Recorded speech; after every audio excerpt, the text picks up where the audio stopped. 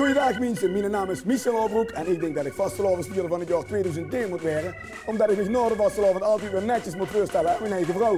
Daarbij heb ik duizenden en één dingen, die heb ik allemaal metgenomen wat ik doe op de vastelavond. Ten eerste mijn pap Aad-Prins, ik ben ook Aad-Prins, maar hij is 11 jaar voor mij prins geweest. Daarbij heb ik nog een van de Tonnenclub, daar beloof je van, ieder jaar hangen we. Chapeau, chapeau, oh dat hoort verkeerd om. Ieder jaar hebben we dan een tonnenkandidaat hangen voor een ton voor de deur. Die hebben een hoop gedaan voor de week, zitten weer ook bij. Heb ik ook zo'n stom packs gehad met zo'n piepenhoorn op. Dan hebben we de volgende, dat is Mel, mijn vaste kameraad. Dat is de drive-in, dat is de muziek met mij, met de vastelavond ook.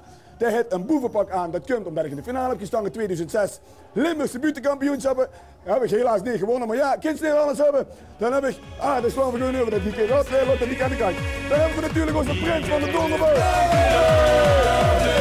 Heb ik ook een jaar mogen zien, in 2006 heb ik een wereldhit gescoord met een dagtraaf. Wereldberoemd in de hele week en omstreken. Hij natuurlijk ook zijn eigen hartje in genomen, want hij mocht niet zomaar hier alleen komen. Dan hebben we nog als allerlaatste hebben voor onze eigen Basje, is de mascotte. Allee, dat kan helpen. Yay! Basje is de mascotte van Bas, steeds Verbondje Avondstichting. Doe ik al binnen 20 jaar met in de buurt zingen, dansen, kind zo gek bedenken. Ik doe altijd al wat gaat, onze mascotte. Kameraad, doe eens aan door. Ja, en ik ben Pum. Ik was stemming uit gedaan en ik heb geen punt meer. Ik heb een jaar achter idioot aan moeten rennen. Naar de Tonnenclub, hij wint de ton. Naar de buitenkampioenschappen, daar staat er. Als Aad-Prins.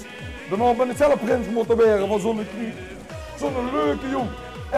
Jongen, los. Ik heb het hele jaar slecht gedaan. Hij ziet de mannen, ik niet, alsjeblieft. Jongens, wat doen we met georganiseerde chaos? Wie weet het elke dag.